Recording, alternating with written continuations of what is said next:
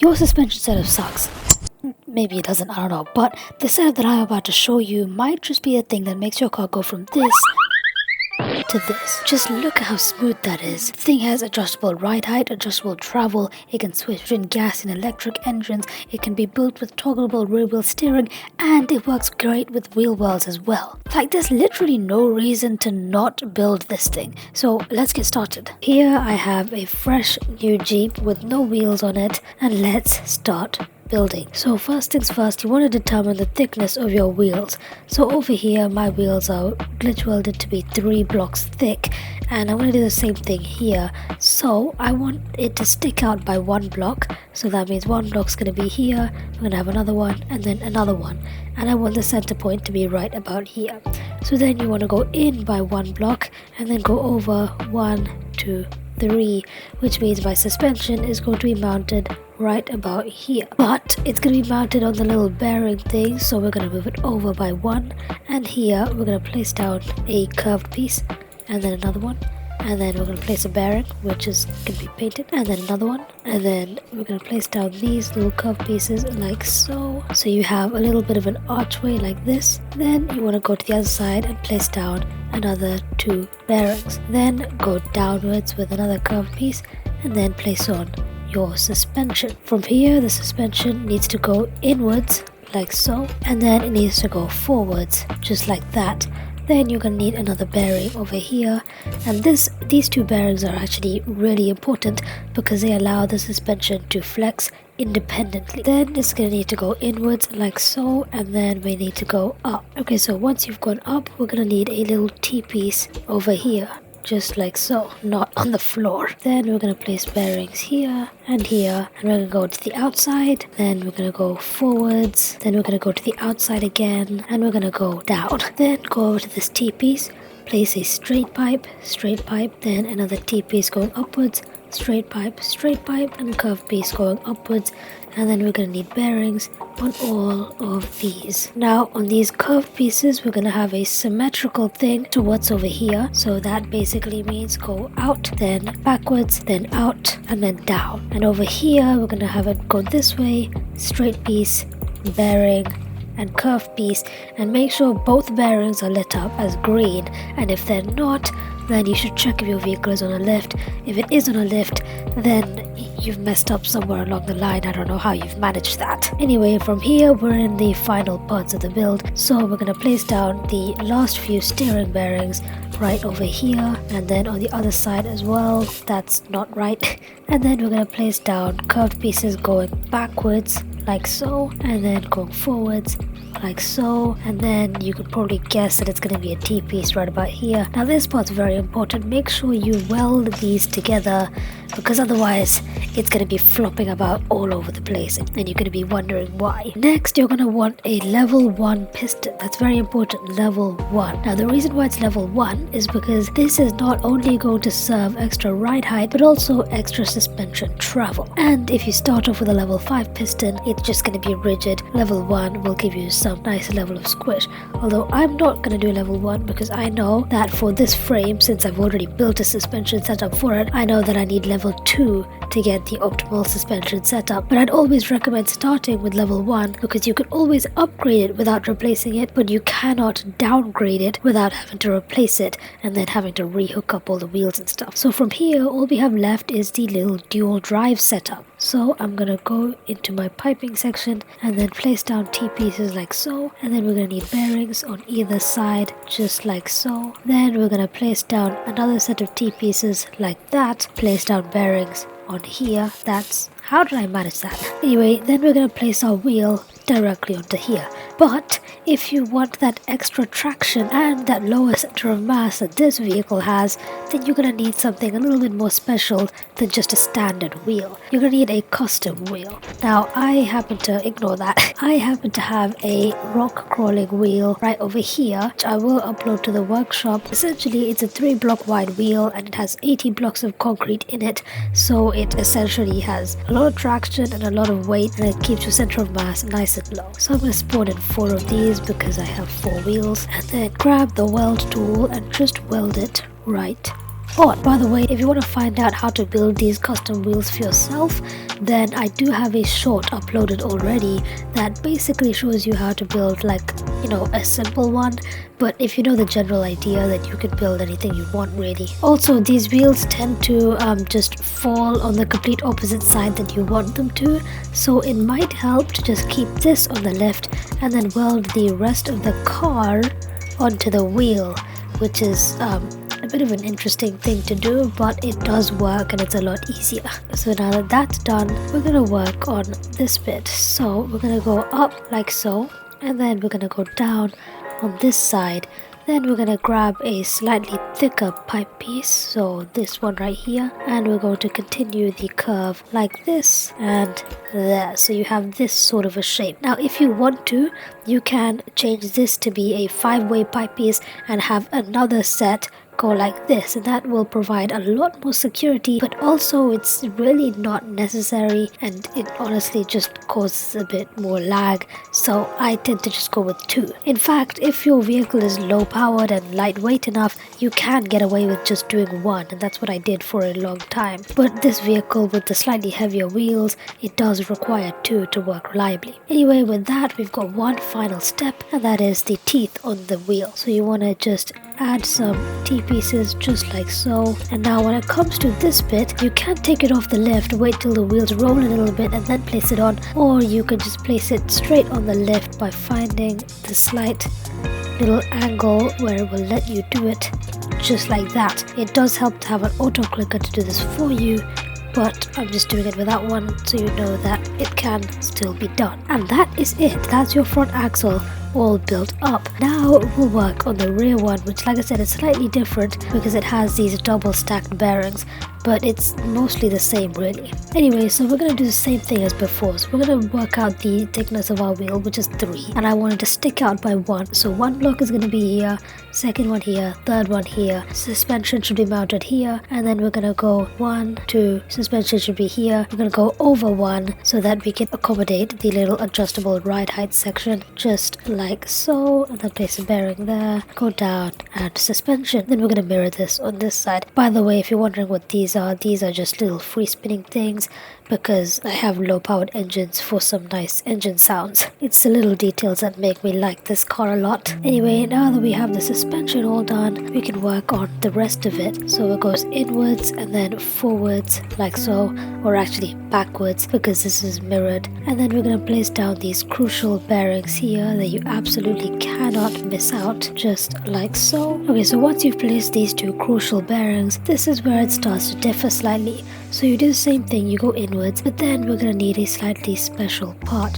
So I'm going to go ahead and ditch the engine and grab this pipe piece right here. Then we're going to place it like so. And after placing those corner pipe pieces, instead of having a T-piece, we're going to have a straight piece right there. And then we're going to place our bearings and then go over and then backwards and then over again and then down. And then obviously repeat this on the other side. And now, instead of branching out from this piece, we're going to branch out from this piece. So we're going to go straight piece, and then T-piece, T-piece, and then straight piece, and then curved and curved. And we're going to place bearings on all of these just like so. And we're going to place straight piece here and straight piece here, whereas this side is just going to have a curved piece, straight piece, bearing, and curved piece again. Another advantage of this suspension setup, by the way, is that it works on both odd and even width vehicles because you can just move the bearing over one, and that's the only change that you really have to make. Anyway, from here we place another bearing on top, another one there, and then we do the same thing. We go over, backwards, over, and down. And from here it's pretty much the same thing again. So you place down 4 bearings right over here, and then place down these pieces so that they go into each other, and then place down these little T-pieces like so. Don't forget to weld them together,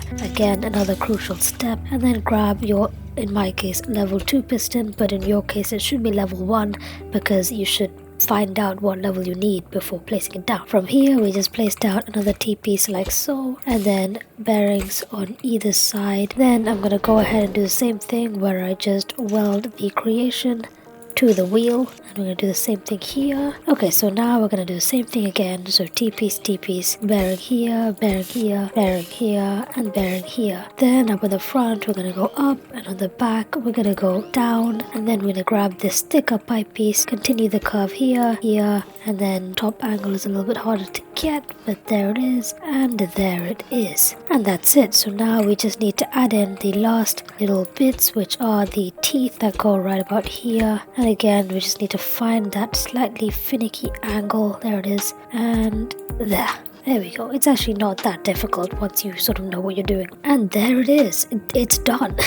But you may notice that if I take this off the lift, it doesn't really do much suspension, does it?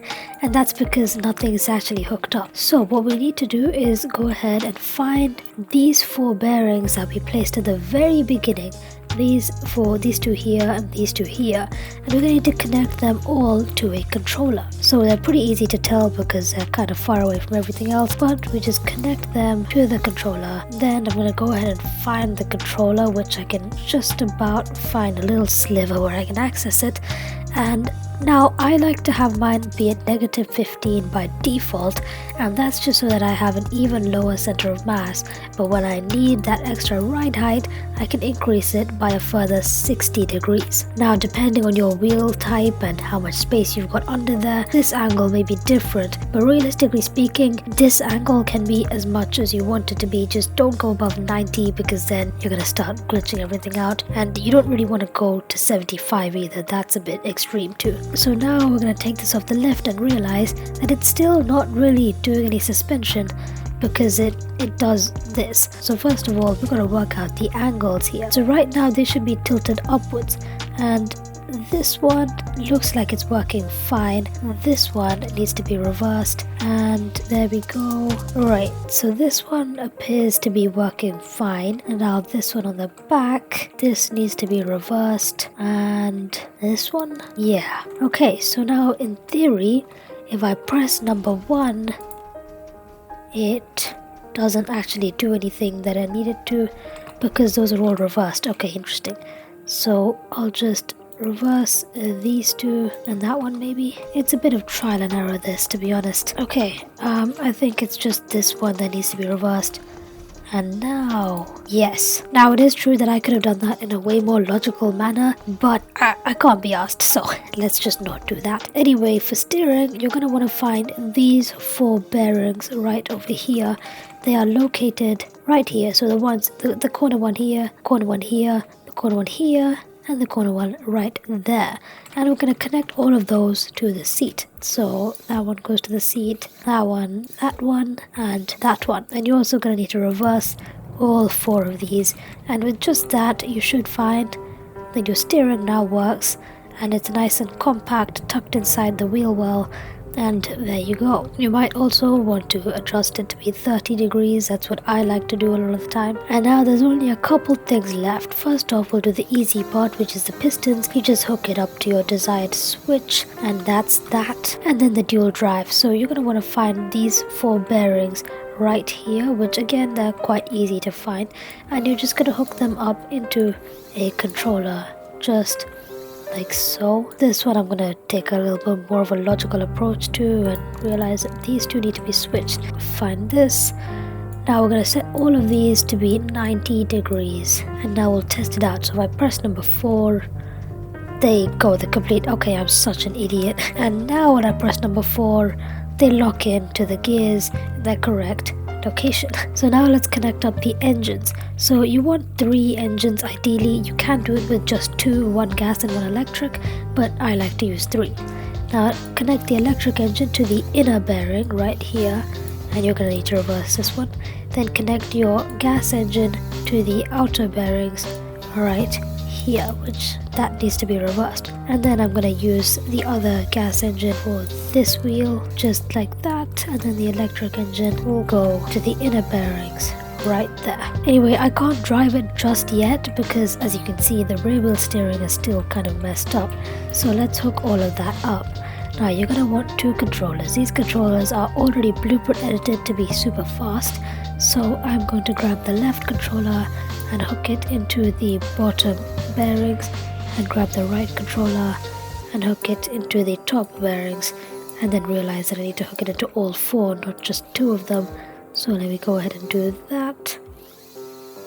And there it is. Now, I'm pretty sure you need to reverse this set, but I'm not entirely sure. Anyway, from here, I'm just gonna make it go 30 degrees when it's activated. And there is some logic involved in this. What you need is an AD converter just like this. Hook the sensors into the AND gates, hook the AND gate into the switch that you want to toggle the rear wheel steering, and then hook each AND gate into their respective controller just like that. And that should be all the logic required. It's really not that complicated. Anyway, so now I have front wheel steering, and if I press number 2, I have rear wheel steering. So now let's hook up dual drive so it's not just sort of flapping around there. So we're gonna find the same 4 bearings, which is this one, this one, this one, and this one. And then we're gonna go back into the dual drive and adjust these to E90 just like the rest of them. And now we'll go ahead and test that out. Oh dear, that was not a great idea. Anyway, is it still glitched? No, it should be fine.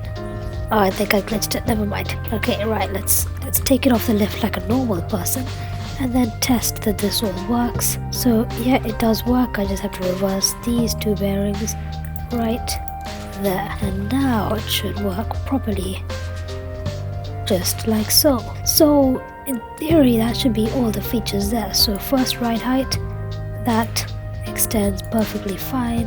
I do need to adjust the suspension stiffness, by the way, so let's go ahead and do that real quickly. Okay, so now that the suspension is actually set, when I adjust the ride height, we do actually go up. Then I'm gonna do this and then realize that I forgot to hook up the back ones, so we'll just wire these up right like that. There we go. And I actually like it when they're 2 blocks instead of just 1, because it gives you even more ride height and travel. There we go. So with that slight adjustment, we should now have all of that, and it should be flexing as well. Perfect. Right, next let's check out the dual drive. So press number 4 and it locks in, and now we're in electric engine mode. Go nice and slow and controlled. Press number 2 and the toggleable rear wheel steering does in fact work, and obviously the steering itself, it's nice and in the wheel well. And yeah, that's it. That's how you build this extremely versatile suspension setup that works in loads of cars, provided you have the space. It works really well with wheel wells. It's great at rock crawling.